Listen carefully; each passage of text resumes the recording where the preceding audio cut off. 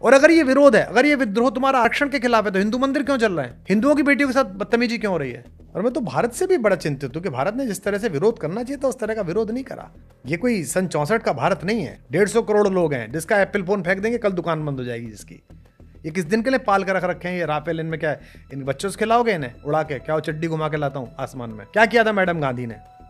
बदतमीजी कर रहे थे, उसने कहा बदतमीजी नहीं करने दूंगी। और उस समय तो निक्सन था, बिना मिले चली आई थी शेरनी।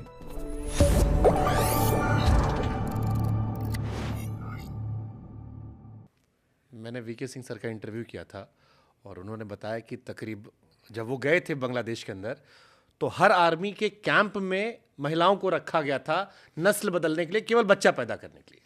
ठीक है, तो आप देखिए कि जिन्होंने, जिनके माँ बापों ने, जिनके पूर्वजों ने उस शेख मुजीबुर रहमान की ताकत के सहारे जिंदगी का उजाला देखा था, गुलामी से बाहर आए थे, आज उनका ब्रेन वॉश ऐसा कर दिया गया है कि वो तोड़ दिए गए। मेरी आपकी जिम्मेदारी है कि हम भारत में अगर ऐसी कोई सोच रख रहा हो कि एक दिन गांधी के पुतले ऐसे तोड़ेंगे हम, तो उसके खिलाफ हम अपना अस्तित्व लड़ा के खड़े हो जाएं कि जब तक हम जिंदा हैं, जब तक हमारा शरीर है, तुम ऐसा नहीं कर सकते। नोबेल पुरस्कार मिला है यूनुस साहब को, सफेद बाल हैं उनके, मुंह में दही जम गई उनके, एक बार नहीं निकला उनके मुंह से कि क्या बदतमीजी कर रहे हो। अरे उनकी लड़की तानाशाह है, उनकी लड़की ने खराब शासन चलाया, उनकी से लड़की ने सुप्रीम कोर्ट खरीद लिया, जो भी तुम्हारा आरोप है हो सकता है, हो चलाओ उसके खिलाफ मुकदमा, हरा दो उसे चुनाव। भाग गई वो तो, देश छोड़ के आ गई क्योंकि तुमने कह दिया चले जाओ। अब जिसके सहारे देना है दे लो उसको देश। पर ये क्या बदतमीजी कर रहे हो भाई आप एशिया का रोरिंग टाइगर थे, टका रुपए से ज़्यादा मजबूत हो गया। हम ये शर्ट खरीदते हैं, पहन रखी है मैंने, बांग्लादेश की खरीदी हुई, बांग्लादेश से नहीं ली मैंने, लंदन से ली है। लंदन में ज़ारा के हॉल में गया था, बिक्री थी, ले ली, पहन ली, अच्छी लग गई, अंदर लिखा हुआ मेड इन बांग्लादेश। खुश हुआ, मेरे भाई की है, कोई बात नहीं मुझसे लगे, पर मेरे चाचा के लड़के की है, ऐसे तो लगेगा ना आपको। खुश हुआ। अचानक आपको याद आया कि हम इस्लाम में यकीन करते हैं भाई। और अगर ये विरोध है, अगर ये विद्रोह तुम्हारा आरक्षण के खिलाफ है, तो हिंदू मंदिर क्यों चल रहे हैं? हिंदुओं की बेटियों के साथ बदतमीजी क्यों हो रही है? 300 साल पुराना एक संगीतकार का घर क्यों जला दिया? हमको ज्ञान मत दो, हमको मत सिखाओ तुम। इसका मतलब अंदर तुम्हारे वही सोचे, क्या बकवास, और कैसे चलोगे? चलो अच्छा, तुम्हारी जहालत मुबारक, इधर एक जाहिल है तो उधर भी जाहिल से, कोई दिक्कत नहीं। हम तो सत्य की दीप शिखाएं हैं, हम तो हजारों तूफानों में जिंदा रही हैं। तुम तो जरा से हो, अब तो यूनाइटेड नेशंस भी है, अब तो नाभिकीय ऊर्जा भी है।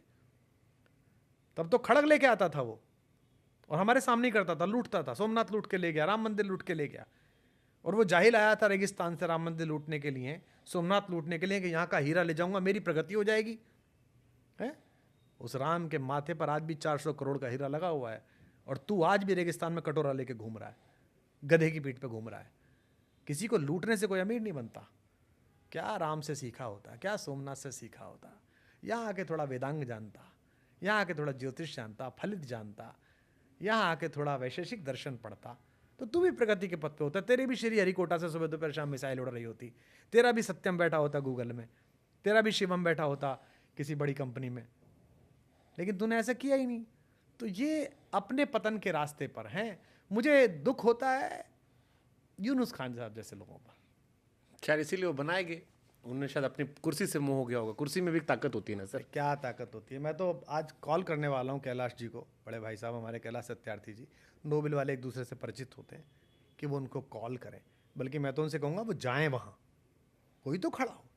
नुआ खाली में वो खड़ा हो गया 40 किलो का बूढ़ा, जो भी हो रहा था, दोनों पक्षों ने अपने हथियार फेंक दिए। देश में एक आवाज नहीं है बांग्लादेश में। और मैं तो भारत से भी बड़ा चिंतित हूं कि भारत ने जिस तरह से विरोध करना चाहिए था उस तरह का विरोध नहीं करा। ये कोई सन 64 का भारत नहीं है, ये कोई सन 60 का भारत नहीं है, ये 2025 का भारत है। विश्व की औकात नहीं है हमें आग दिखाने की। मार्केट हमारे ऊपर है, 150 करोड़ लोग हैं, जिसका एप्पल फोन फेंक देंगे कल दुकान बंद हो जाएगी जिसकी। तो हमें अपनी बात कहनी चाहिए वहाँ। अगर एक समाज इतना बड़ा वहाँ पर है जिसकी जड़ें भारत में भी हैं, अगर उसके साथ कुछ गलत हो रहा है तो आंख दिखानी चाहिए। ये किस दिन के लिए पाल कर रख रखे हैं ये राफेल? इनमें क्या है? इन बच्चों से खिलाओगे इन्हें उड़ा के? क्या वो चड्डी घुमा के लाता हूँ आसमान में? ये इसी दिन के लिए है कि बताओ तमीज में रहो, पड़ोस में रहना तमीज में रहो। पहले भी तो ऐसे ही किया था। क्या किया था मैडम गांधी ने? कितनी गाली दे लीजिए मैडम गांधी को, क्या किया था उसने? यही तो किया था, बदतमीजी कर रहे थे। उसने कहा बदतमीजी नहीं करने दूंगी। और उस समय तो निक्सन था, बिना मिले चली आई थी शेरनी, गई थी यूनाइटेड नेशंस में। नटवर सिंह जी की किताब पढ़िए, one life is not enough, या पढ़िए आपने? उसमें लिखते हैं नटवर सिंह कि वहां से आ रहा था कॉल और मैंने पूछा मैडम वहां जाना, तो उन्होंने मुझसे पूछा कि तुम किसके लिए काम करते हो, मेरे लिए कि निक्सन के लिए? बोलो मैंने बहस बंद कर दी, क्योंकि प्रेसिडेंट से क्या जगह से आ रहा था, कम मिल के जाएगी नहीं जाएगी। गई और बिना मिले चली आई, आग दिखा दी।